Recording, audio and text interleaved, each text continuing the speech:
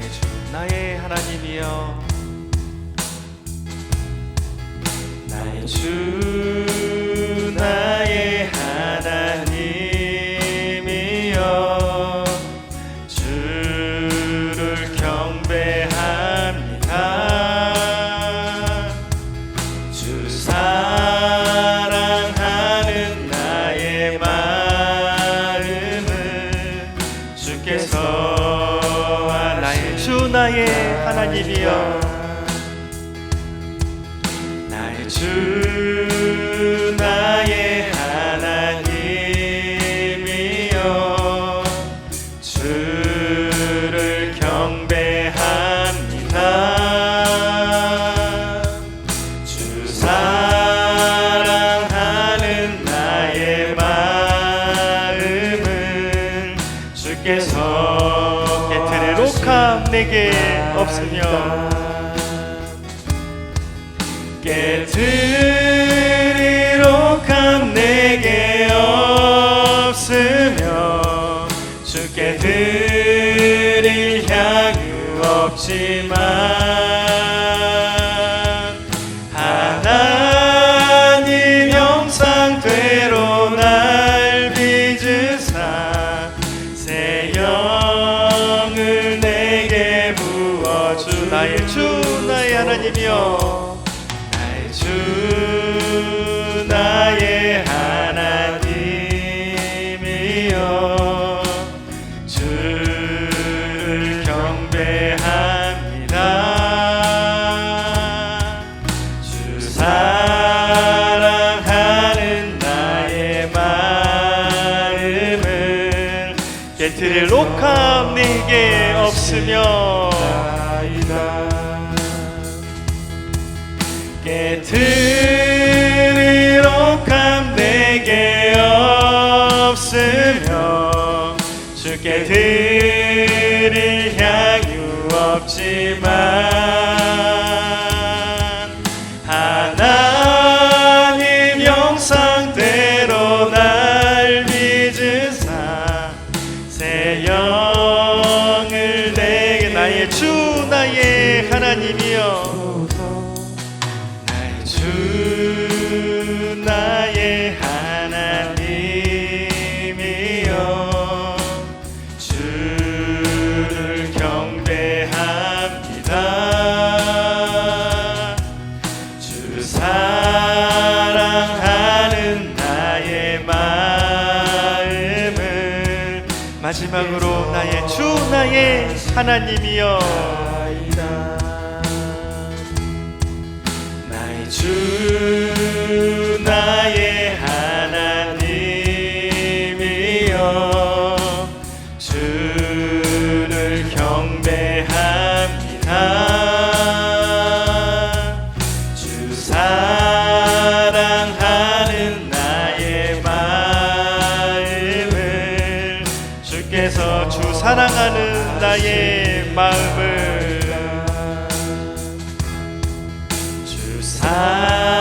사랑하는 나의 마음을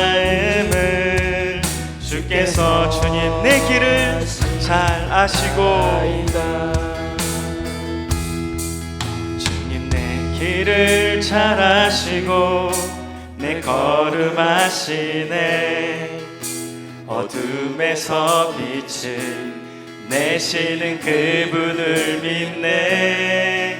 무엇으로 주를 섬길지 어디로 가야 할지 헤매이는 나를 아시고 길을 여. 내 삶은 주의 것, 내 삶은 주의 것, 내 삶은 주의 것. 온전한 신뢰를 주께 드리네. 보이지 않아도 믿음으로 걷네. 주 영광 바라보며 주님 내 길을 잘 아시고, 주님 내 길을 잘 아시고 내 걸음 아시네. 어둠에 되시는 그분을 믿네. 무엇으로 주를 섬길지 어디로 가야 할지 헤매이는 나를 아시고 길을 여시네. 삶은 주의 것, 내 삶은 주의 것, 내 삶은 주의 것. 온전한 신뢰를 주께 드리네. 보이지 않아도 믿음으로 걷네. 주 영광 바라보며 주 좁은 길을 따르라. 승리의 주, 좁은 길을 따르라. 승리의 주, 영원한 생명 되시네. 고난 중에 순종을 배워가며 너의 모든 삶아 좁은 길을 따르라. 승리의 주, 좁은 길을 따르라. 승리의 주, 영원한 생명 되시네. 고난 중에 순종을 배워가며 너의 내 삶은 주의 것, 내 삶은 주의 것, 내 삶은 주의 것. 온전한 신뢰를 주께 드리네. 보이지 않아도 믿음으로 걷네. 주 영광 바라보며 마지막으로 내 삶은 주의 것, 내 삶은 주의 것, 내 삶은 주의 것. 온전한 신뢰를 주께 드리네. 보이지 않아도 믿음으로 걷네. 주 영광 바라보며 주만 영광 바라보며 주 영광 바라보며 주 영광 바라보며 주 영광 바라보며 주만 따르네. 우리의 삶은 주의 것입니다. 온전한 신뢰를 주께 드리고 보이지 않아도 믿음으로 걷는 저 여러분 되시기를 기도하시면서 하나님 앞에 나아가겠습니다. 하나님 감사합니다. 우리가 온전히 하나님을 믿고 나가게 하시고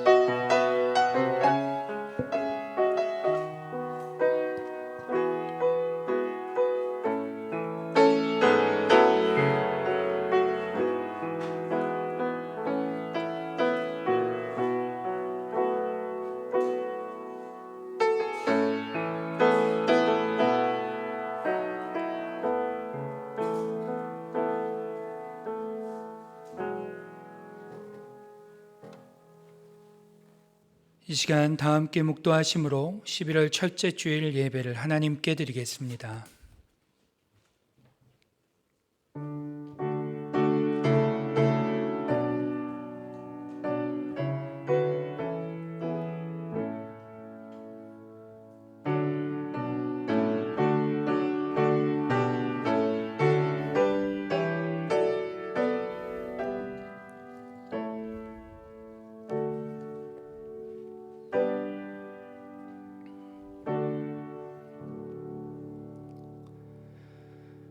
사람이 내 말을 듣고 지키지 아니할지라도 내가 그를 심판하지 아니하노라.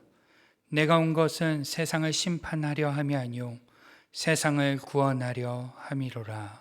아멘. 율법의 기준으로는 죽을 수밖에 없던 우리를 율법의 요구에서 건지시고자 친히 이 땅에 오사 죄의 형벌을 담당하신 주님, 그 주님의 은혜와 사랑을 진실로 감사드립니다. 아버지 하나님, 우리는 주님의 이와 같은 사랑과 긍휼로 주님의 백성 되었음을 고백합니다.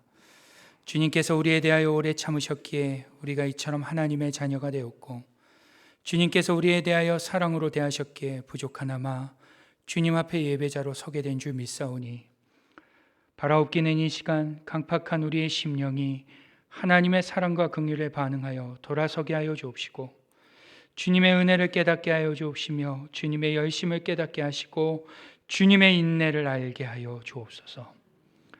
예배의 순서마다 하나님의 애정 어린 만지심을 경험하는 시간 되게 하여 주옵시고, 그로 인해 어제보다 오늘 한 걸음 더 하나님의 마음을 기쁘게 해드리는 우리로 서게 하여 주옵소서. 주님, 이 시간 악한 사탄막이 틈타지 않게 하시고 온전한 예배 가운데 하나님께만 영광 드려지는 예배가 되게 하여 주옵소서.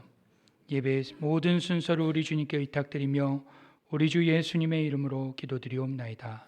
아멘. 다 같이 사도신경으로 우리의 신앙을 하나님께 고백하겠습니다. 나는 전능하신 아버지 하나님, 천지의 창조주를 믿습니다.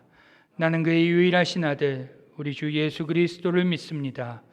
그는 성령으로 잉태되어 동정녀 마리아에게서 나시고 본디오 빌라도에게 고난을 받아 십자가에 못 박혀 죽으시고 장사된 지 사흘 만에 죽은 자 가운데서 다시 살아나셨으며 하늘에 오르시어 전능하신 아버지 하나님 우편에 앉아 계시다가 거기로부터 살아있는 자와 죽은 자를 심판하러 오십니다. 나는 성령을 믿으며 거룩한 공교회와 성도의 교제와 죄를 용서받는 것과 몸의 부활과 영생을 믿습니다. 아멘. 다 함께 성시교독 교독문 80번 고린도후서 4장을 교독하시겠습니다.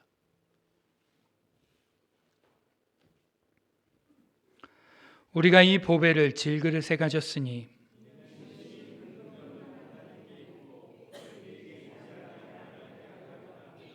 우리가 사방으로 우겨쌈을 당하여도 쌓이지 아니하며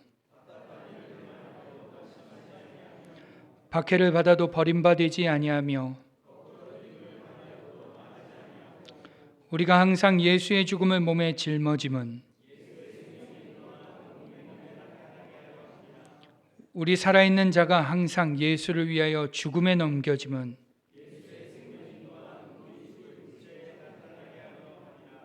아멘. 다 함께 찬송하시겠습니다. 찬송가 15장입니다.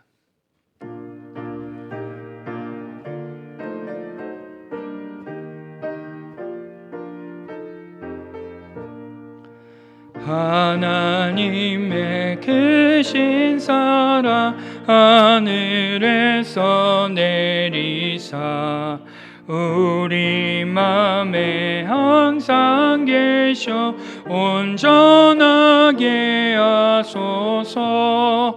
우리 주는 자비하사 사랑 무한하시니 두려워서 떠는 자를 구원하여 주소서.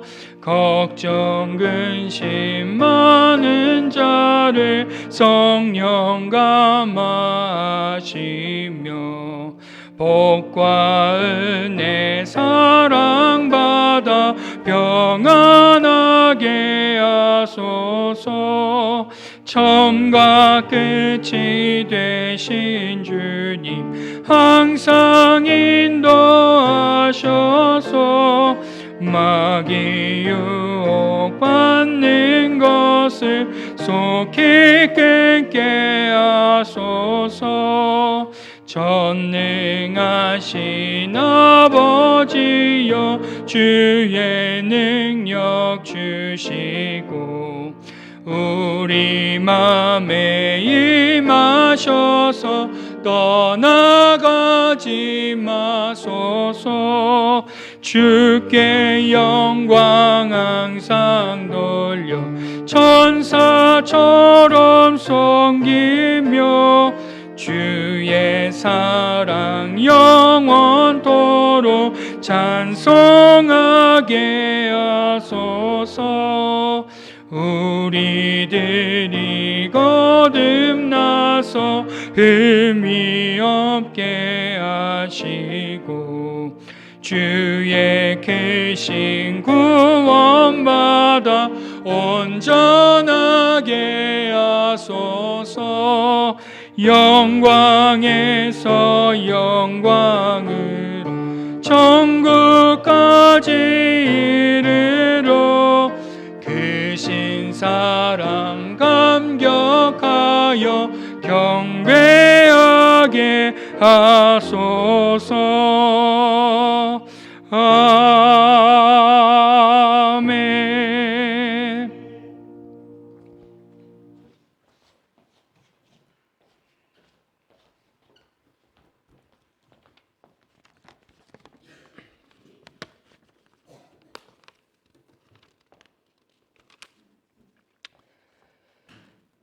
오라, 우리가 여호와께 노래하며 우리의 구원의 반석을 향하여 즐거이 외치자. 우리가 감사함으로 그 앞에 나아가며 시를 지어 즐거이 그를 노래하자. 아멘. 지금도 그리고 앞으로도 우리를 변함없이 주의 자녀로 삼아 주시고 보호하시고 인도하시는 우리 주의 이름을 즐거이 찬양하며 나아갑니다. 또한 주님이 이 시대에도 살아계셔서 역사하는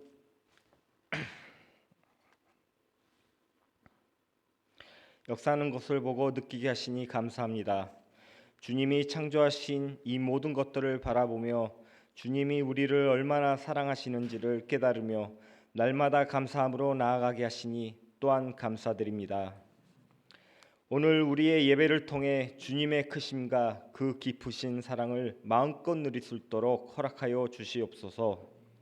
주님, 우리는 주님의 한없는 사랑에 빚진 자들이며 주님이 날마다 베풀어 주시고 내려주시는 은혜 가운데서 살아가는 저희들이지만 여전히 저희들은 세상의 크고 작은 일들 가운데 주님의 뜻이 이루어지고 있음을 신뢰하지 못하고 있을 때가 많고 주님의 말씀에 귀 기울이는 것보다 세상의 미디어를 검색하며 그곳에서 지혜를 얻고자 많은 시간을 들이고 있습니다. 우리의 영이 얼마나 어두워지고 있는지를 날마다 깨달으면서도 그곳에서 돌이키려고 우리가 무엇을 하고 있는지 이 시간 우리의 모습을 돌아보며 부끄럽기 짝이 없을 뿐입니다. 우리가 죄를 끊고 그 죄에서 돌이키는 것만이 정결하신 주님의 앞으로 나아갈 수 있음을 기억하오니 우리의 죄를 용서하시고 우리를 주님의 보혈로 깨끗하게 하여 주시옵소서. 그리하여 우리의 영이 주님의 영을 알아보고 하나님의 사랑을 깨닫게 하셔서 삶의 덧없는 근심에 묻히지 않게 하시고 더욱더 높은 곳을 향하게 하여 주시옵시고 주께서 베푸신 은혜를 잊지 않고 감사하는 삶으로 살아가며 어떤 어려움과 장애를 만나더라도 주님의 축복이 손길이 우리와 함께 하심을 믿는 저희들이 되기를 결단하는 그러한 예배가 되도록 이 시간 축복하여 주시옵소서. 저희 칠레 한인 연합교회를 위해 기도합니다. 지난 야외 예배를 주님이 만드신 자연 안에서 예배하고 함께 교제하며 성도들 간에 더 많은 것을 나누며 즐거운 시간을 함께하게 하시고 각 선교회들이 주님의 이름으로 모여 함께 주의 일을 만들어가며 주일학교를 통해서는 다음 세대를 세우기 위해 헌신하며 나아가고 있는 모습을 보며 한동안 태풍이 지나간 듯 어수선했던 저희 교회가 이제는 차츰 잠잠해지고 있는 듯합니다. 저희가 성령의 음성에 순종하여 46년의 역사를 넘어 예수의 향기가 넘치는 교회로 기억되기를 간절히 소망합니다. 어쩔 수 없이 나와 예배를 드리고 가는 교회가 아니라 기쁨으로 나와 예배와 찬양 그리고 기도가 행복으로 느껴질 수 있는 성도들의 공동체로 변화되기를 원하고 바라옵나이다. 주님, 당신께서 사랑하시는 이 칠레 한인 연합교회의 아버지의 뜻 안에서 담임 목사님이 청빙되기를 원합니다. 더 이상 당신의 아들, 딸들이 영적인 길을 잃지 않도록 양들을 이끌 목자를 보내주시어 아버지의 크신 뜻을 우리 모두가 힘을 합하여 이룰 수 있도록 간절히 소망합니다. 이를 위해 우리가 해야 할 일은 주님의 세밀한 음성을 들을 수 있도록 우리는 더욱 잠잠해지게 하소서. 오직 성령의 소리에만 민감한 저희들이 되어 이 모든 과정이 주님의 선하신 뜻 안에서 이루어지게 하시고, 무엇보다 이 과정들을 통해 우리 각자의 모습과 교회가 성숙해질 수 있는 시간이 되도록 허락하여 주시옵소서. 경제적 어려움을 겪고 있는 성도님들과 몸이 불편한 성도님들을 기억하시어 주님의 따뜻한 손길로 이들의 어려움을 위로하고 해결하여 주시기를 간절히 기도합니다. 세상의 고통과 어려움 속에서 슬픔과 눈물을 지을 때에도 우리는 주님이 일하고 계심을 깨닫고 용기와 위로를 얻게 하시고, 지금도 우리를 위해서 일하시는 주님은 우리의 구원을 마음에 두시고 그 뜻을 행하고 계심을 깨달으며 이 어려운 때를 잘 버티고 이겨낼 수 있도록 도와주시옵소서. 특별히 이순자 권사님의 회복을 위하여 기도드립니다. 연로한 때를 보내시고 계시지만 누구보다 이 교회를 위해 기도하시는 권사님을 축복하시고 뇌경색의 후유증이 치료대로 회복되어지게 하여 주시옵소서. 교회를 위해 헌신하며 봉사하는 장로님, 권사님, 안수집사, 서리집사, 그리고 각 부서의 교사들의 수고를 늘 기억하시어 그들의 가정과 삶에 하늘의 복과 은혜로 충만하게 채워 주시옵소서. 특히 담임 목사님의 빈 자리로 인해 더 많은 수고를 하시는 부목사님들과 사모님들에게 성령을 충만케 하사 영적으로 흔들림 없이 오직 목회에 전념할 수 있도록 인도하여 주시옵소서. 이 모든 말씀 저희를 구원하신 예수 그리스도의 이름으로 기도드립니다. 아멘.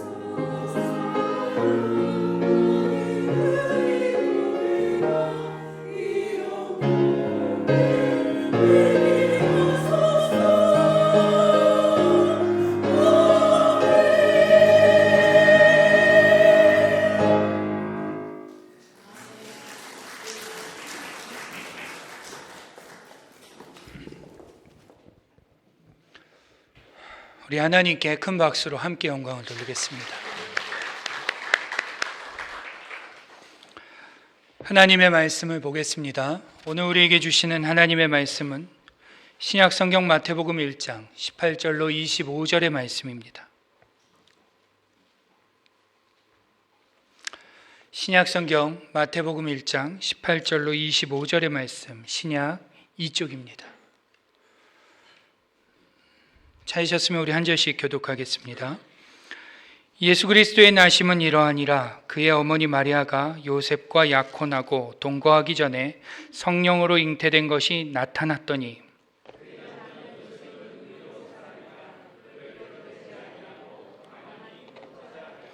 이 일을 생각할 때 주의 사자가 현몽하여 이르되 다윗의 자손 요셉아 내 아내 마리아 데려오기를 무서워하지 말라. 그에게 잉태된 자는 성령으로 잉태된 것이라.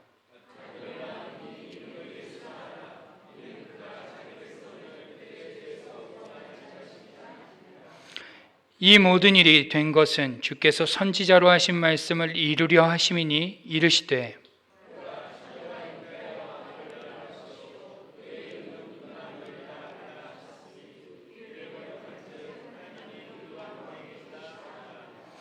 요셉이 잠에서 깨어 일어나 주의 사자의 분부대로 행하여 그의 아내를 데려왔으나 아들을 낳기까지 동침하지 아니하더니 나음에 이름을 예수라 하니라. 아멘. 오랜만입니다. 지난주에 기도해 주신 덕분에 독일을 잘 다녀왔습니다. 제가 머리 털라고 독일도 가보고 많이 사람 된 것 같습니다. 이 자리가 굉장히 어색한데요. 지난주에는 제가 없었고 또 그 전주에는 야외 예배다 보니 아무래도 좀 그런 것 같습니다. 오늘 우리가 하나님의 말씀을 함께 나누면서 또 하나님 주시는 은혜를 사모할 때 우리에게 충만히 베푸시는 은혜가 있을 줄 믿습니다. 여러분 이러한 말 들어보셨나요? 한번 띄워주시죠. 인생은 멀리서 보면 희극, 가까이서 보면 비극. 들어보신 적 있으십니까? 누가 한 말이에요? 예, 영국 출신의 희극 배우이자 영화 감독이었던 찰리 채플린이 했던 말입니다. 그는 우리가 잘 아는 대로 굉장히 세계적으로 유명한 배우였습니다. 그러나 그의 어린 시절은 사실 그렇지 않습니다. 그는 마약 중독의 아버지 밑에서 태어나 빈민가 출신으로 거리에서 노래를 부르며 춤을 추는 것으로 생계를 유지해야만 하는 그러한 어린 시절을 보내야 했던 사람이었습니다. 그런데 그러한 그가 1913년에 미국으로 가서 영화계에 데뷔를 하게 되고요. 이후 그는 우리가 잘 아는 지금 저 모습이죠. 중절모의 콧수염, 지팡이. 아마 우리 여기 연세가 좀 있으신 분들은 다 기억하실 것입니다. 세계가 인정하는 정말로 저 캐릭터 리틀 트램프라는 캐릭터로 이름을 내기 시작하여 세계가 주목하는 코미디언 배우로 명성을 얻게 됩니다. 저 찰리 채플린은 전 세계의 수많은 배우들의 선망의 대상이 되죠. 그러나 그러한 성공 뒤에는 사실 그에 못지않은 아픔들이 그에게는 있었습니다. 그는 4번의 결혼과 3번의 이혼을 했는데요. 결혼을 할 때마다 아시는 분들이 계실지 모르겠어요. 굉장히 나이 차이가 많은 여인과 결혼을 하다 보니 많은 사람들에게 정말로 많은 질타를 받았습니다. 심지어 마지막에 결혼한 여자는 이 찰리 채플린이 50대일 때 17살 먹은 여자와 결혼을 했는데요. 그러다 보니 결혼하는 과정에서도 굉장히 많이 고통을 당했지만 또 이혼하는 과정, 마지막 여인과는 오래 살았지만 죽을 때까지 같이 살았지만 그 전에 여자들과는 이혼하는 과정에서 법적 소송도 하면서 여러 아픔을 겪었던 사람입니다. 게다가 이 찰리 채플린이 했던 연기들은 대체로 정치를 이렇게 조금 어떤 면에서 희극으로 좀 바꿔서 하는 그러한 연기들을 하다 보니, 풍자적인 연기들을 좀 하다 보니 미국 사회에서도 정치적 압박을 받기도 했습니다. 그래서 끝내는요, 나중에는 미국의 입국 심사가 거부되면서 강제적으로 이렇게 나라에서 추방당하는 모양새로 쫓겨나기도 하죠. 그는 화려한 성공 뒤에 수많은 아픔과 고통을 겪었던 사람으로 수많은 대중들에게 인생은 멀리서 보면 희극, 가까이 있어 보면 비극이라는 그의 말을 몸소 보여준 사람 중에 하나라고 생각이 되는데요. 오늘 본문은 이러한 찰리 채플린의 인생과도 같이 인생이 멀리서 보면 희극이고 가까이서 보면 비극이라는 사실을 잘 보여주고 있는 본문이라고 생각이 됩니다. 여러분, 오늘 우리가 읽은 이 본문, 주로 언제 보는 본문이죠? 언제 읽는 본문이에요? 네, 크리스마스 성탄절 때 주로 보는 본문이죠. 많은 사람들은 멀리서 이 예수님의 잉태라는 영광스럽고 놀라운 소식을 접하다 보니 거기에만 도취되어 이 그림이, 이 장면이, 이 본문이 매우 아름답게만 느껴집니다. 그러나 이 본문 말씀의 이면에는 어떤 사람들은 말할 수 없는 아픔과 슬픔, 고통을 겪고 있었다라는 것을 우리는 놓치지 말아야 한다는 것이죠.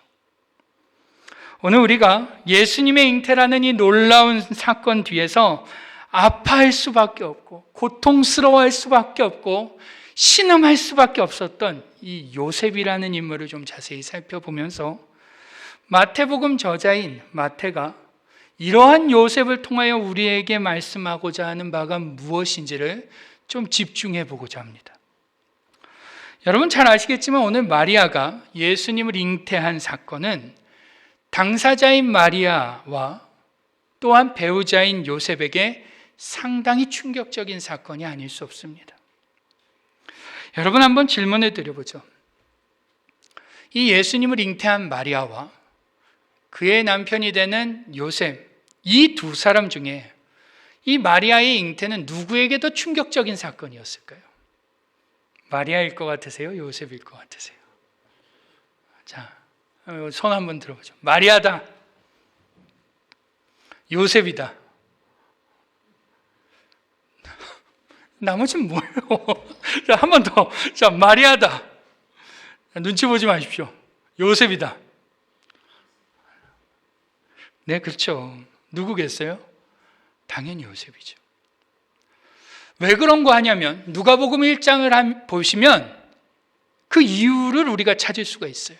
누가복음 1장을 보시면 하루는 천사가 나사렛에 있는 마리아를 찾아갑니다. 찾아가서 뭐라고 해요? 너가 장차 누구를 잉태하게 될 거다? 예수를 잉태하게 될 거다. 미리 말을 해줘요. 예고를 해줍니다.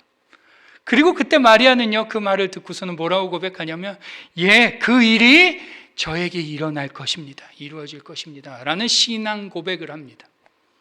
그리고 나서 마리아는요, 이 유다 산지에 살고 있던 엘리사벳의 집에 가서 3개월간 있다가 돌아오게 되죠. 3개월 정도 되면 어떻게 되나요? 배가 좀 불러오나요? 아닌가요? 전 잘 모릅니다. 늘 불러 있어서 잘 모르는데 아무튼 3개월 정도 이렇게 있다 오면서 임신을 하게 되죠. 마리아는 천사의 예고가 있었고 또 그 말씀이 이루어질 것이라는 자신의 고백 후에 그 말씀대로 잉태를 하게 되었기 때문에 사실 마리아가 느끼는 충격은 조금 덜했습니다. 그런데 이러한 마리아와는 달리 요셉은 어때요? 어느 날 마리아가 임신했다는 소식을 갑작스럽게 듣게 된 거예요. 충격적이죠? 아닌가요? 이게 충격적이게 다가오려면 당시 유대인들의 결혼 풍습을 좀 이해할 필요가 있는데요. 당시 유대인들은 약혼을 하고 1년 정도 뒤에 결혼을 했습니다. 이 약혼을 하면 가정으로서 법적인 효력이 발생이 됩니다. 그래서 이 가정을 깨기 위해서는 두 사람 중에 한 사람이 죽거나 혹은 이혼 증서를 써줘야지만 가정의 이 결혼이 무효화될 수 있습니다. 약혼을 하는 순간 남편이라고 부르고 아내라고 부를 수 있죠. 그런데 그보다 더 중요한 것이 있어요. 이 약혼을 하는 순간 1년 동안 신랑과 신부는 동침을 할 수 없다는 거예요. 동침만 못하는 것이 아니라요, 대부분이 만나지도 못했습니다. 우리의 약혼과는 좀 달라요. 1년 뒤 어느 날 갑자기 신랑이 찾아오는 거예요. 그래서 우리 복음서에 나오는 신랑을 기다리는 신부의 비유 아시죠? 그게 이해가 되는 거예요. 어느 날 갑자기 신랑이 그 신부를 데리러 오는 거예요. 그때까지 이 신부는 신랑을 만날 수도, 신랑도 신부를 만날 수도 없는 겁니다. 그런데 동침은 물론이거니와 만나지도 못하는 상황에서 요셉은 어떤 소식을 들은 거예요? 그 정혼한 여자 마리아가 임신했다는 소식을 들은 거예요. 그것도 아마 건너 들었겠죠. 생각해 보십시오. 이 요셉의 입장에서는 상상할 수 없는 일이 일어난 거예요. 상상하고 싶지 않은 일이고 상상해 본 적도 없는 일이 일어난 것입니다. 성경은 이 상황에 대해서 18절 우리가 읽어봤는데 18절에 뭐라고 적어요? 마리아가 요셉과 약혼하고 동거하기 전에 성령으로 잉태된 것이 나타났더니 별일 아닌 것처럼 말이에요. 마리아와 요셉 사이에 성령으로 잉태되어 마리아가 임신한 사실이 나타났다. 대수롭지 않게 적습니다. 그런데 별거 아닌 것처럼 성경은 기록하고 있지만 요셉에게 있어서만큼은 이 상황은 그렇게 간단한 일이 아니라는 거예요. 아무렇지 않은 일이 아니에요. 그냥 넘어가기 쉬운 일이 아니라는 거죠. 게다가 요셉이 적어도 마리아가 임신한 것이 성령으로 잉태된 것이라는 것을 알았더라면 그 충격이 조금은 덜했을지도 모르겠습니다. 그런데 여러분 오늘 본문을 보세요. 요셉이 알고 있는 것 같아요? 모르고 있는 것 같아요? 모르고 있습니다. 그러니 지금 요셉은 어떠한 생각을 하고 있는 거예요? 마리아가 나와 정혼했는데 이 여인이 나를 배신하고 다른 남자의 아기를 가졌구나.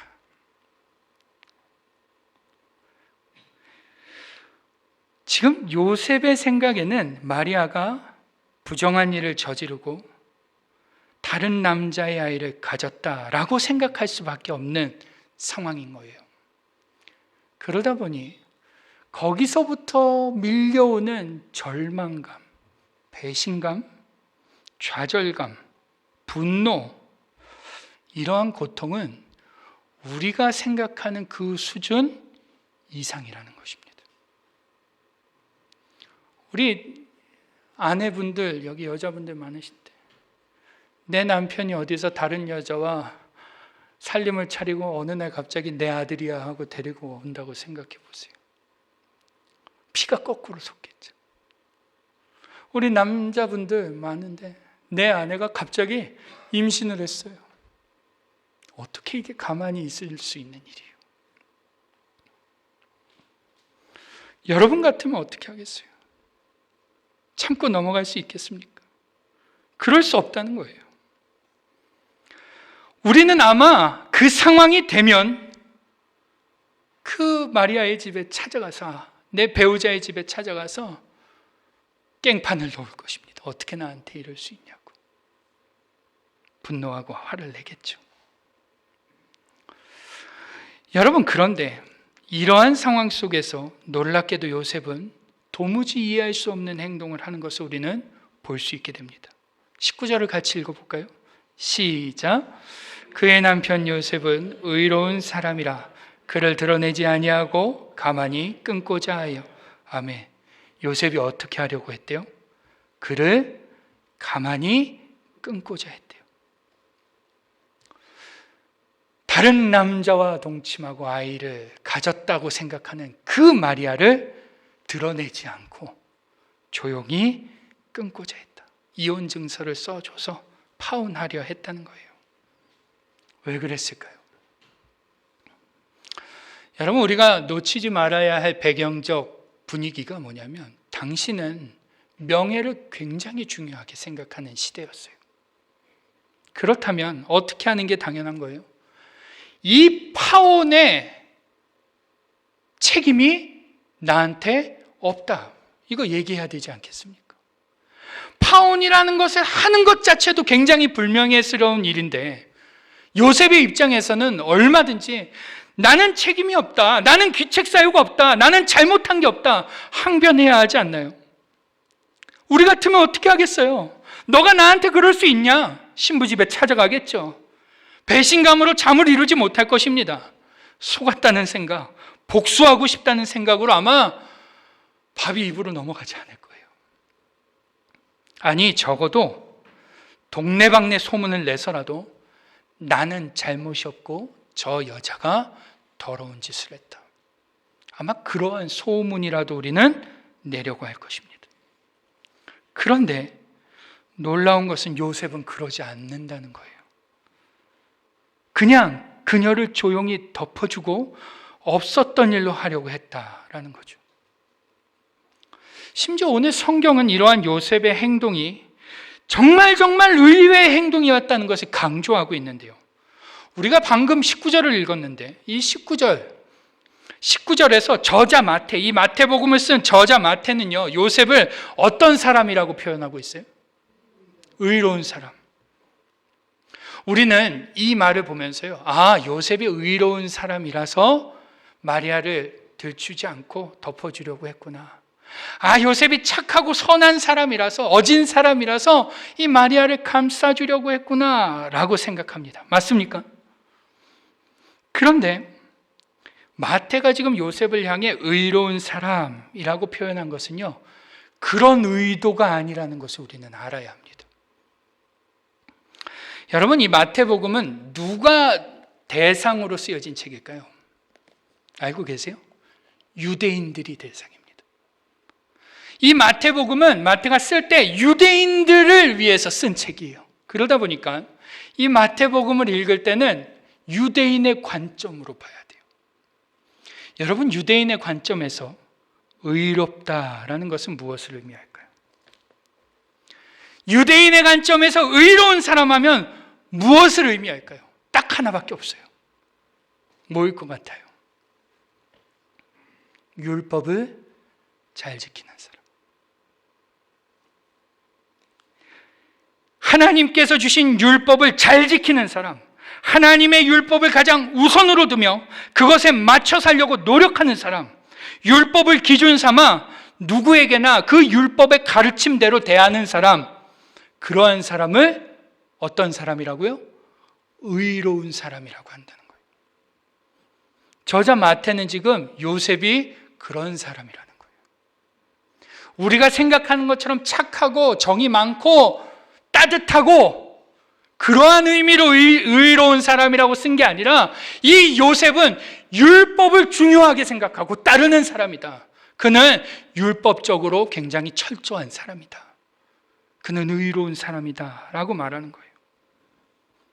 그런데 그렇게 율법을 중요하게 생각하며 중심에 두고 있는 그 요셉이 어떻게 했다는 거예요?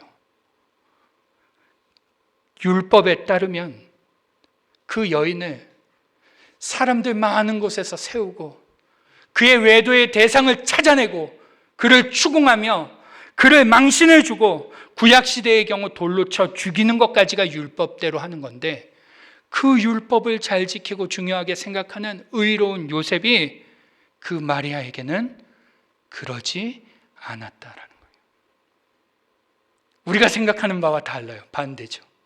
우리는 그가 의로웠기 때문에 그를 덮어줬구나, 의로웠기 때문에 마리아를 숨겨줬구나, 조용히 가만히 끊으려고 했구나, 이렇게 생각하지만 마태는 그 얘기를 하는 게 아니에요. 그가 의로운 사람이었으나, 율법에 굉장히 철저하고 중요하게 생각하는 사람이었으나, 그럼에도 그 율법을 넘어 마리아를 대하려 했다라는 것을 말하려는 거예요. 그러면서 동시에 무엇을 말하고 있는지 보시죠. 20절 같이 읽어볼까요? 20절 시작. 이 일을 생각할 때 주의 사자가 현몽하여 이르되 다윗의 자손 요셉아 내 아내 마리아 데려오기를 무서워하지 말라. 그에게 잉태된 자는 성령으로 된 것이라. 아멘. 마태가 지금 요셉은 율법을 중요하게 생각하는 사람인데 그가 그럼에도 불구하고 마리아를 율법대로 대하지 않았다. 이 이야기를 하면서 한 단계 더 이러한 이야기를 하는 거예요. 그가 율법대로 그 마리아를 처리하지 않고 어떻게 했을 때 20절에 그가 무엇을 할 때 생각할 때 이 생각할 때라는 단어가요 헬라어로 엔시마오마이 이 무슨 뜻이냐면 깊이 생각하여 결정하다, 깊이 생각하여 작정하다, 결단하다 이런 뜻이에요. 그 율법을 중요하게 생각하는 그 요셉이 율법대로 마리아를 대하지 않고 깊이 생각하며 율법을 넘어 대하기로 뭐 했을 때? 결단했을 때. 율법대로 대하지 않고 그에게 긍휼을 베풀며 사랑을 베풀기로 결단했을 때에 그에게 어떤 일이 일어났다고 말씀하고 있는 거예요. 그에게 무엇이 주어졌다? 하나님의 사자가 현몽하는 일이 주어졌다. 이 얘기를 하고 싶은 거예요. 그가 율법의 기준이 아니라 율법을 넘어서는 기준으로, 율법을 넘는 사랑과 긍휼로 그 여인을 대할 때 하나님의 뜻이 그때 비로소 그에게 주어지고 알아지는 역사가 있었다라는 거예요. 그래서요, 조금 더 보시면요, 그 하나님의 뜻을 아는 것으로 그치지 않아요. 어떻게 하냐면 하나님께서 그 요셉에게 뭐라고 말씀하시는지 보세요. 20절 하반절부터 21절 보시면 다윗의 자손 요셉아 내 아내 마리아 데려오기를 무서워하지 말라. 그에게 잉태된 자는 성령으로 된 것이라. 아들을 낳으리니 이름을 예수라 하라. 이는 그가 자기 백성을 그들의 죄에서 구원할 자이심이라 하니라. 아멘. 마태가 무엇을 얘기하는 거예요? 그가 그렇게 율법을 넘어서 대했더니 하나님의 뜻이 그에게 주어짐과 동시에 그가 하나님의 사역에 동참되게 되었다. 이 얘기를 하는 거예요. 한낱 사람인 그가 다윗의 자손으로 구약에서부터 예언되어진 그 메시아의 조상이 되는 일이 되었고 예수의 아버지가 되는 그 하나님의 원대하신 일에 조인되게 되었다. 동참되게 되었다. 이 사실을 지금 마태가 이야기하려고 하는 거예요. 여러분 오늘 본문은 멀리서 볼 때는 동정녀 마리아가 성령으로 잉태했구나. 요셉이 그것을 믿음으로 잘 받았구나. 뭐 그 정도를 이야기하는 듯 보이지만 그렇게 멀리서 보면 그것밖에 보이지 않지만 이 마태의 의도를 따라 가까이에서 다시 보면요, 율법을 중요하게 생각하던 의로운 요셉이 말할 수 없는 고통과 아픔, 절망, 실망감, 분노 속에서도 그것을 감정대로 하지 않고 율법을 넘어서는 긍휼과 율법을 넘어서는 사랑으로 대할 때 그가 하나님의 뜻을 알게 되었고 또한 하나님의 일에 동참되게 되었다라는 사실을 우리에게 가르쳐 준다는 거죠. 여러분, 왜 하나님은 이처럼 요셉과 같은 자에게 하나님의 뜻을 알려주고 하나님의 뜻에 동참케 하실까요? 왜 의로운 사람이 아니라 요셉과 같은 자에게 하나님은 그러한 일들을 행하실까요? 왜라고 생각하십니까? 그 이유는 바로 그 요셉의 모습이 우리 예수님의 모습이기 때문에 그렇습니다. 뭐라고요? 그 요셉의 모습이 우리 예수님의 모습이기 때문에 그래요. 여러분, 이 세상에서 가장 흠이 없고 완전하게 의로우신 한 사람은 누굽니까? 누구예요? 예수님이시죠. 그분은요, 태초부터 지금까지, 아니 앞으로도 온전하게 의로우신 분이십니다. 요한일서 2장 1절에 따르면 나의 자녀들아 내가 이것을 너희에게 쓰면 너희로 죄를 범하지 않게 하려 함이라. 만일 누가 죄를 범하여도 아버지 앞에서 우리에게 대언자가 있으니 곧 의로우신 예수 그리스도시라. 성경은 예수님을 의롭다라고 확정지어 말씀하십니다. 그런데 놀라운 것은 그 예수님이 오늘 본문의 요셉과 같이 죄인들에게 율법으로 다가가지 않으신다는 거예요. 우리 예수님은 세상에서 가장 의로우신 분이심에도 그 율법의 잣대, 의로움의 잣대로 죄인들에게 다가가지 않으신다는 거예요. 그분은 세리와 죄인들의 친구셨고 그들을 불쌍히 여기시는 분이셨습니다. 우리가 잘 아는 대로 가늠하다 현장에서 잡혀온, 옷을 제대로 입지도 못하고 끌려온 그 여인에게 뭐라고 하세요? 나도 너를 정죄하지 않는다. 또 한 죄 많은 여인이 눈물로 예수님의 발을 적시며 머리털로 닦을 때 그 예수님은 그 여인의 행동을 부정하게 생각하지 않으시고 그녀의 눈물을 자신을 향한 사랑으로 인정해 주세요. 심지어 마가복음 2장 17절을 보시면요, 바리새인과 서기관들이 죄인과 세리들과 함께 식사하는 예수님을 보며 비방할 때 예수님이 뭐라고 말씀하세요? 우리 같이 읽어볼까요? 17절 시작. 예수께서 들으시고 그들에게 이르시되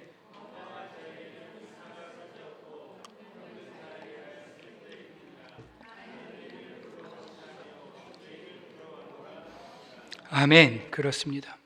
가장 의로우신 그분이 그 당신의 의로움의 잣대로 그들을 가르고 나눠 심판하러 오신 것이 아니라 어떻게 하러 오셨대요? 죄인을 부르러 왔다. 그들에게 긍휼을 베풀기 위하여 왔다. 내가 그들을 불쌍히 여기기 위해 왔다라고 말씀하신다는 거예요. 그뿐입니까? 그 예수님은요, 세상에서 가장 의로우신 분이심에도 불구하고 수많은 사람들의 모욕과 침뱉음, 채찍질과 조롱을 당하며 십자가에 달려 돌아가시게 되는데 그때에도 이렇게 말씀하시죠. 아버지, 저들을 사하여 주옵소서. 자기들이 하는 것을 알지 못함이니이다 하시더라. 우리 주님은요, 의로우신 분이셨지만 그 의로움의 잣대로 죄인들을 바라보지 않으셨다는 거예요. 사랑과 긍휼로 그들을 바라보셨다는 거죠. 예수님이 그러한 분이시기에 하나님께서는 그분을 닮은 요셉과 같은 자들에게 당신의 뜻을 보여주시고 당신의 사역에 동참시키신다는 것입니다. 여러분, 이러한 말이 있습니다. 신학 공부 많이 한 목사가 교회를 어렵게 하고 11조 착실히 내는 장로가 교회를 힘들게 하며 성경 많이 읽은 권사가 교회를 어지럽게 하고 새벽기도 빠지지 않는 성도가 교회를 아프게 한다. 여러분, 공부하지 말아라, 11조 하지 말고 기도하지 말고 성경 읽지 말라라는 말이 아니죠. 그런 말이 아닙니다. 공부하고 11조하고 성경 읽고 봉사하고 헌신하며 기도하는 건 그것이 자기의 의로움의 기준이 될 때 그는 하나님의 뜻을 이루기보다 하나님의 뜻을 방해하게 된다는 것입니다. 그게 무서운 것이다 라는 거죠. 여러분, 우리가 봤듯이 요셉은 마태의 증언처럼 의로운 자였습니다. 율법을 중요하게 생각하고 지키는 자였죠. 지키려는 자였으며 그것을 삶의 중심으로 노력하는 자였습니다. 그런데 그는 한 가지를 더 알았던 것 같아요. 그게 뭘까요? 우리 로마서 13장 말씀을 같이 한번 읽어볼까요? 8절로 10절입니다. 시작. 피차 사랑의 빛 외에는 아무에게든지 아무 빚도 지지 말라. 남을 사랑하는 자는 율법을 다 이루었느니라. 간음하지 말라, 살인하지 말라, 도둑질하지 말라, 탐내지 말라 한 것과 그 외에 다른 계명이 있을지라도 내 이웃을 내 자신과 같이 사랑하라 하신 그 말씀 가운데 다 들었느니라. 사랑은 이웃에게 악을 행하지 아니하나니 그러므로 사랑은 율법의 완성이니라. 아멘. 아마 요셉은요, 의로운 요셉은 이걸 알았던 것 같아요. 사랑이 율법의 마침표가 된다는 것을 알았던 것 같아요. 그래서 그는 견딜 수 없는 배신감에, 견딜 수 없는 분노에, 견딜 수 없는 절망과 실망 속에서도 그 모든 것에 감정적으로 대하지 않고 가만히 끊기로 엔시메오마이, 결단하는 것입니다. 결정하는 거죠. 깊이 생각하며 결심하는 것입니다. 여러분, 그러한 자들에게 하나님은 당신님의 뜻을 알게 하신다는 것을 믿으시기 바랍니다. 하나님께서는 당신님과 닮은 자들, 하나님께서는 어떤 아픔과 고통 속에서도 그렇게 당신님과 동일하게 생각하고 동일하게 살아내려고 뭐하는 자들, 결정하는 자들, 결단하는 자들에게 하나님은 하나님의 뜻을 깨닫게 해주세요. 그리고 하나님의 사역에 동참시켜 주세요. 여러분, 우리는 이것을 기억해야 하는 것입니다.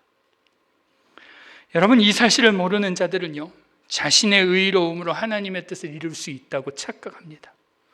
그러나 성경은 어딜 봐도 자신의 의로움으로 하나님의 뜻을 이룬 자가 있다고 증언하지 않습니다. 사랑하는 성도 여러분, 오늘 우리는요, 아주 중요한 기로에 놓였어요. 이제 우리는 새로운 담임 목사님을 청빙하게 될 것이고 그분과 함께 발맞춰 나가게 될 것입니다. 이때 우리가 기억해야 할 것은 무엇일까요? 바로 나의 의로움, 우리 교회의 의로움이 기준이 되어서는 안 된다는 거예요. 내 생각 중심, 내 가치관 중심, 내 경험 중심, 내 명분 중심으로 나아가게 되면요, 우리는 자존심은 지킬 수 있을 것이고 우리의 방식은 지킬 수 있으며 가치관과 명분, 권위는 지킬 수 있을지 모르지만 하나님의 뜻은 이룰 수 없다는 것을 우리는 기억해야 합니다. 여러분, 오늘 하나님은 요셉과 같은 사람을 찾고 계세요. 자신의 옳음을 주장하기보다 하나님께서 옳으시다고 고백할 수 있는 사람, 정의보다 자비를, 판단보다 긍휼을 선택할 수 있는 사람, 그것을 결정하고 결심하고 결단할 수 있는 사람을 찾으신다는 거예요. 여러분, 보셨듯이 요셉은 자신이 감당해야 했던 그 상황의 의미를 처음에는 몰랐습니다. 그는 마리아의 임신 소식을 들었을 때 혼란스러웠고 상처받았고 무너졌습니다. 그의 인생은 가까이에서 보면 비극이었죠. 그러나 하나님은 그 비극 안에서 세상을 구원하실 희극, 복음의 이야기를 써내려 가고 계셨습니다. 요셉의 순종이 없었다면, 요셉의 침묵이 없었다면, 요셉이 가만히 끊으려는 그 결단이 없었다면 임마누엘의 역사는 일어나지 않았을지도 모른다는 거예요. 그러니 여러분, 요셉처럼 한번 자신의 의로움을 넘어 주님의 성품으로 살아내기를 결단해 보시기를 주님의 이름으로 축원합니다. 내 생각보다 하나님의 뜻을, 내 명분보다 하나님의 계획을, 내 자존심보다 하나님의 영광을 먼저 두는 그 결단, 결정, 결심을 해보시기 바랍니다. 분명 그러면 그때 하나님은 우리에게 하나님의 뜻을 깨닫게 해주실 것입니다. 그리고 그 하나님의 사역에 우리를 끼워 넣어 주실 거예요. 우리의 힘으로는 감당할 수 없지만 그 영광스러운 하나님의 일에 우리를 넣어 주실 것입니다. 여러분, 임마누엘 하시는 하나님이 반드시 그 역사를 우리에게 이루실 줄 믿습니다. 바라기는 오늘 그 은혜가 우리 모두에게 있기를 주님의 이름으로 축원합니다. 기도하겠습니다. 같이 한번 기도할 때 이렇게 기도하면 좋을 것 같습니다.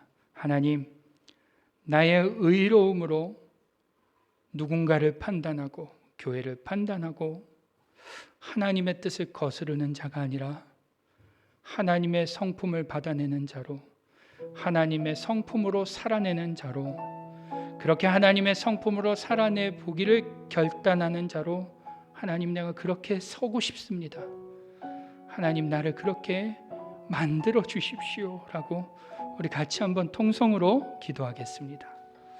하나님 아버지, 율법에 흠이 없을 정도로 율법을 중요하게 생각하던 의로운 요셉은 그 마리아를 그 율법으로 대하지 않기로 결단합니다.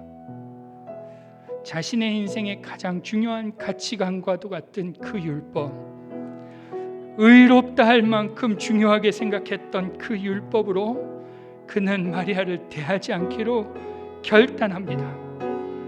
하나님, 그의 결단, 그 결심은 결코 쉬운 결심이 아니었습니다. 비참함을 견뎌야 하는 결심이었고, 부끄러움을 감당해야 되는 결심이었고, 아픔과 억울함을 삼켜야 하는 결심이었습니다. 분노를 삼켜야 하는 결심이었고, 고통을 감내하는 결심이었습니다. 그런데 하나님, 그가 그 결심을 할 때 하나님의 놀라운 계획이 그에게 주어지는 것을 우리가 보게 됩니다. 그가 그 결심을 할 때에 그가 하나님의 원대한 사역에 동참되게 되는 것을 우리는 보게 됩니다. 하나님, 오늘 우리가 종교적 의식으로 나의 의로움을 내세려 하는 자들이 아니라 하나님의 성품으로 살아내고자 하는 그 결단을 해내는 우리가 되게 하여 주옵소서. 하나님의 성품, 가장 의로우신 그분이 그 의로움의 잣대로 죄인들을 바라보지 않으시고 사랑과 긍휼로 그들을 대하시는 그 주님의 성품을 닮아가기로, 주님 닮기로 결단하는 시간 되게 하여 주옵소서. 하나님, 오늘 우리가 그러한 자 되기를 원합니다. 주님, 그러한 우리에게 하나님의 성품 닮을 수 있는 은혜가 있게 하여 주옵소서. 그래서 하나님의 뜻을 깨닫고 하나님의 뜻을 이루며 나아가는 우리 사랑하는 교회, 사랑하는 주의 성도들 되게 하여 주옵소서. 아버지 하나님, 우리가 어찌 그 일을 할 수 있겠습니까? 오늘도 우리 안에 내주하시는 그 성령께서 우리의 마음을 감동하시고 변화시켜 주셔야 되지 않겠습니까? 하나님, 오늘 그 주님의 강권적인 역사가 나의 삶을 송두리째 바꾸시고 우리의 중심을 바꾸사 주님 닮게 하여 주옵소서. 우리 한 번 더 기도하죠. 이번에 기도할 때 하나님, 우리 사랑하는 교회가 흠이 있는 자, 아픔이 있는 자, 부족함이 있는 자, 율법으로 대하는 교회가 아니라 긍휼과 자비와 사랑으로 대할 수 있는 교회 되게 하여 주옵소서.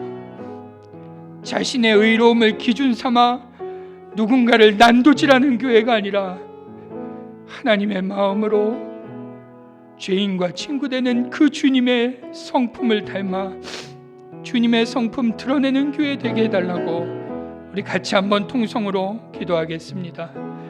하나님 아버지, 우리 사랑하는 교회가 주님 성품 닮은 교회 되게 하여 주옵소서. 사람이 모인 교회에 어찌 연약함이 없겠습니까? 어찌 부족함이 없겠습니까? 어찌 잘못됨이 없으며 어찌 악함이 없겠습니까? 그러나 하나님, 적어도 우리가 주의 이름으로 모였다면 그 연약함과 아픔과 부족함을 자신의 종교적 의로움을 기준으로 재단하는 교회 되지 않게 하여 주옵소서. 율법을 넘어서는 주님의 긍휼과 사랑이 하나님의 교회에 넘치도록 있게 하여 주옵소서. 그래서 부족한 자도, 연약한 자도, 좀 미숙한 자도 이 교회에서 위로받고 이 교회에서 주님 볼 수 있게 하여 주옵소서. 하나님, 그간 우리의 교회가 연약했음을 고백합니다. 우리는 작은 연약함도 넘어가지 못하는 미숙한 자들이었습니다. 우리는 그렇게 내가 기준이 되어 누군가를 헐뜯고 무너뜨리고 지적하는 데 빨랐습니다. 그러나 하나님, 사랑하는 교회, 주님의 성품 넘치게 하여 주셔서 하나님의 교회가 날마다 사랑과 긍휼과 자비가 넘치는 교회 되게 하여 주옵소서. 아버지 하나님, 우리 교회가 중요한 기로에 놓였습니다. 이제 우리는 새로운 담임 목사님을 모시고 새로운 걸음을 떼어야 합니다. 그러나 그때에도 내가 기준이 된다면, 그때에도 내가 내 의로움이 기준이 된다면 우리는 여지없이 실패하게 될 것입니다. 하나님, 사랑하는 교회가 주의 긍휼을 옷 입게 하시고 주의 성품 옷 입게 하여 주셔서 그 사랑과 긍휼이 넘치는 교회로 아름답게 서게 하여 주옵소서. 그 일에 우리 하나님의 일하심이 있기를 원하오니 주님 함께 하여 주옵소서.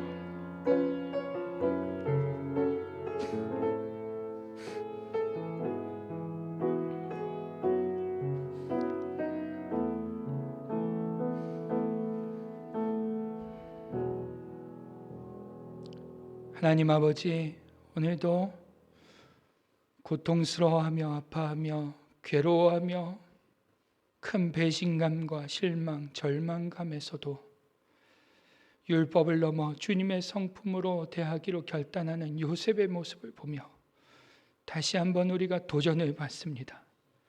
하나님, 바라옵기는 여기 모인 주의 백성들이 하나님의 교회가 주님의 성품 닮아 죄인과 친구하시는 그 주님, 의로우신 주님께서 의로움의 잣대로 보지 않으시고 긍휼히 여기시며 불쌍히 여기시며 감싸시는 그 주님의 성품 닮아 하나님의 교회가 자비와 긍휼, 사랑이 넘치는 교회 되게 하여 주옵소서.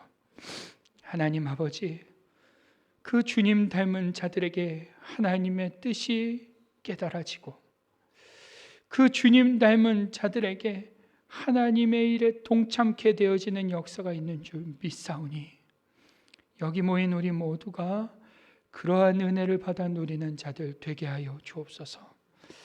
그 일을 주님 오실 때까지 신실하게 완성하실 우리 주님을 신뢰하오며 우리 주 예수님의 이름으로 기도드리옵나이다. 아멘. 우리 이 시간 찬양하겠습니다.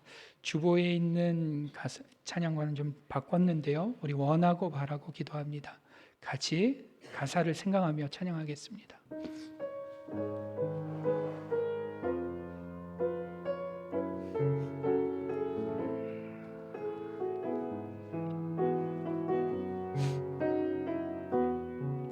이 세상을 살아가는 동안에 나의 힘을 의지할 수 없으니 기도하고 낙심하지 말 것을 주께서 참 소망이 되심이 하나님의 꿈이 나의 비전이 되고 예수님의 성품이 나의 인격이 되고 성령님의 권능이 나의 능력이 되길 원하고 바라고 주의 길을 걸어가는 동안에 세상의 것 의지할 수 없으니 감사하고 낙심하지 말 것을 주께서 참 기쁨이 되심이라 하나님의 꿈이 나의 비전이 되고 예수님의 성품이 나의 인격이 되고 성령님의 권능이 나의 능력이 되길 원하고 바라고 우리 다시 한번 고백하죠. 하나님의 꿈이 나의 미션이 되고 예수님의 성품이 나의 인격이 되고 성령님의 권능이 나의 능력이 되길 원하고 바라고 기도합니다. 드려진 예물을 위해서 기도하겠습니다. 하나님, 오늘도 이 귀하고 복된 예배에 우리를 하나님의 자녀로 부르시고 예배자로 부르셔서 이렇게 찬양과 기도로 또한 말씀으로 하나님께 영광을 올려드리게 하시니 감사합니다. 하나님, 우리가 이 복된 예배에 나오며 또한 빈손으로 나오지 않게 하시고 우리의 삶에 부어주신 것 구별하여 드리게 하심도 하나님 감사합니다. 하나님, 이 예물 안에는 우리의 삶 전체가 하나님의 것이라는 고백이 담겨 있습니다. 하나님, 이 예물에는 내 삶에 주신 이도 여호와시오 거두시는 이도 여호와시라는 믿음도 담겨 있습니다. 하나님, 이 예물에는 우리의 주님을 향한 사랑과 마음이 담겨 있사오니 하나님 기쁘게 음양하여 주옵시고 또한 쓰이는 곳마다 우리 하나님 잘 드러나는 곳에 사용되어지게 하여 주옵소서. 주님의 사랑과 긍휼과 자비가 드러나는 일에 이 물질이 아낌없이 사용되어지어 하나님의 나라를 드러내며 하나님의 이름을 드높이는 교회 되게 하여 주옵소서. 아버지 하나님, 바라기는 우리 가운데 어려운 일 만난 자, 아프고 힘들어하는 자, 물질의 어려움으로 궁핍함으로 괴로워하는 자 있습니다. 하나님, 저들에게도 하나님 동일한 은혜, 더 큰 은혜 주셔서 날마다 그 문제 속에서 역사하시는 하나님 만나며 경험하며 살 수 있는 은혜 있게 하여 주옵소서.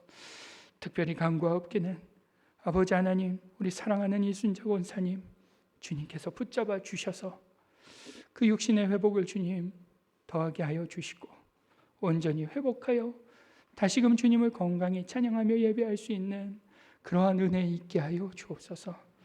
아버지 하나님, 오늘도 우리 모두 가운데 동행해 주심에 감사드리옵고 우리 주 예수님의 이름으로 기도드리옵나이다. 아멘.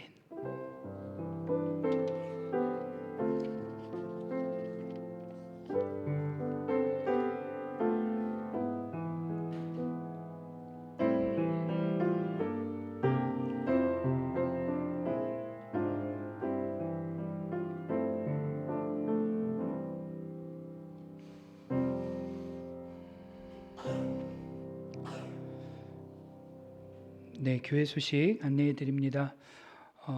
우리 청빙위원회에서 김영민 목사님을 최종 담임 목사 후보자로 선출하였습니다. 오늘 오후 기도회 때도 한 번 더 우리 이제 말씀을 같이 나누는 시간을 가질 텐데요. 다음 주에는 이제 투표를 합니다. 우리가 임시공동회의를 열고 투표를 하기 때문에 우리 모든 성도님들은 빠지지 마시고 오늘 오후 예배를 동참하시고 함께 말씀을 나누는 시간이 되었으면 좋겠습니다. 또 오늘 예배 후에 권사회 총회가 있습니다. 11월 7일에는 권사회 기도회가 있으니 모든 권사님들 빠짐없이 참석해 주시기 바라고, 또 오늘 오후 5시에 장로 안수 집사 기도회로 교회에서 모입니다. 그리고 오늘까지 모든 다락방 순장 관찰께서는 다락방 보고서를 제출해 주시길 바라며, 주보에는 기록되어 있지 않지만 다음 주 돌아오는 주일에는 다락방 순장 관찰 모임을 잠시 갖도록 하겠습니다. 나가실 때 나눔지를 비치해 두었습니다. 그러니 가지고 가시기를 바랍니다. 그리고 다음 주일 11시 예배 후 본당에서 담임 목사 청빙을 위한 임시 공동의회로 모입니다. 본교회 등록교인으로 세례교인이신 성도님들께서는 모두 참석해 주시길 바라며, 특별히 제가 부탁드리고 싶은 것은 이번 한 주는 기도하면서 준비해 주시길 바랍니다. 우리는 사람을 검증할 만한 능력이 없습니다. 서류 몇 통, 설교 몇 번 듣는다고 해서 우리는 알지 못합니다. 이 일이 하나님의 뜻대로 진행되어지기를 기도하는 것이 가장 정확하고 확실하다는 사실을 깨달으시고 한 주간 열심히 기도하시길 바랍니다. 그리고 다음 주일 예배는 오전 예배는요 11시에 본당에서 온가족 예배로 드리겠습니다. 우리 11월 16일 추수감사주일로 지킵니다. 한 해 베풀어 주신 하나님의 은혜를 생각하며 기도하며 준비해 주시고 또한 11시에 본당에서 온가족 예배로 드리겠습니다. 말씀드린 것처럼 우리 이순자 권사님이 좀 편찮으신 가운데 있는데 그럼에도 잘 회복하고 계신다고 합니다. 특별히 기도 요청 드리는 것은 음식물을 삼키는 것이 좀 불편하시다고 하세요. 섭식장애가 좀 있으신데 이 일을 위하여 잘 회복하실 수 있도록 우리 성도님들 계속해서 기도해 주시길 바랍니다. 그리고 제가 우리 성도님들 기도해 주셔서 지난 수요일에 잘 독일을 다녀왔고요. 저에 대한 이 결정은 저도 다음 주에 그 교회에서도 다음 주에 공동회의를 한다고 합니다. 그러니 제가 이렇게 모두가 계신 데서 말씀드리는 이유는 알고 계시기를 부탁드리며 또한 기도해 주시기를 부탁드리는 바입니다. 그래서 다음 주일에 결정이 나니까요. 그렇게 알고 기도해 주시면 감사하겠습니다. 다른 광고 없으시면 우리 다 함께 자리에서 일어나셔서 찬송가 545장 1절과 3절 박수하면서 찬양하겠습니다. 우리 힘차게 찬양하죠. 있는에 아무 증거 아니 배워도 믿음만을 가지고서 늘 걸으며 이 귀에 아무 소리 아니 들려도 하나님의 약속 위에 서리라. 걸어가세 믿음 위에 서서 나가세 의심 버리고 걸어가세 믿음 위에 서서 눈과 귀에 아무 증거 없어도 주님의 거룩함을 두고 맹세한 주 하나님 아버지는 참 미쁘다. 그 귀한 모든 약속 믿는 자에게 능치 못할 무슨 일이 있을까. 걸어가세 믿음 위에 서서 나가세 의심 버리고 걸어가세 믿음 위에 서서 눈과 귀에 아무 증거 없어도. 지금은 우리의 구주가 되시는 예수 그리스도의 은혜와 아버지 하나님의 크고 놀라우신 사랑하심과 성령님의 감화 감동 내주 역사하심이 주님의 성품을 담기로 그 성품을 닮아보기를 소망하며 결단하며 돌아가는 우리 사랑하는 연합교회 모든 성도님들 머리 위에, 저들의 직장과 가정과 자녀들의 머리 위에, 특별히 회복 중에 있는 우리 이순자 권사님, 우리 명수찬 집사님, 귀한 주의 백성 위에 지금부터 영원토록 함께 계시기를 간절히 축원하옵나이다. 아멘.